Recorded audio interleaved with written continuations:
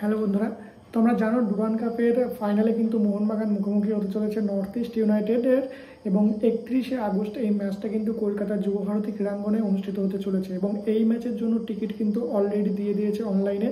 বুক মাই show থেকে কিন্তু 28 তারিখ থেকে তোমরা অনলাইন টিকিট পাবে এবং অফলাইন টিকিট তোমাদের কিন্তু 29-30 আগস্ট এবং 31শে আগস্ট অফলাইন টিকিট দেওয়া হবে। এবার কখন কোথায় থেকে পাবে, কত টাকা টিকিট প্রাইস করেছে সেগুলোই তোমাদের বলবো। টিকিট প্রাইস কিন্তু 4 রকমের রয়েছে, 150 টাকা, 200 টাকা, 250 টাকা এবং 300 টাকা। এর মধ্যে 250 এবং 300 টাকা যেটা অনলাইন টিকিট সেটা কিন্তু অলরেডি সোল্ড আউট এবং এখন শুধুমাত্র 150 টাকা এবং 200 টাকার টিকিটই কিন্তু রয়েছে, যেখানে 150 টাকার টিকিটের জন্য তোমরা টায়ার B1 এবং B2 পাবে এবং 200 টাকার টিকিটের জন্য D2 এবং C1 বক্সের জন্য কিন্তু পাওয়া যাচ্ছে। এবার দেখো, যেটা রয়েছে অনলাইন টিকিটের রিডেমশন সেটা কিন্তু তোমরা 29-30 আগস্ট করতে পারবে 11টা AM থেকে 6টা PM এবং 31শে আগস্ট 11টা থেকে 4টে অবধি।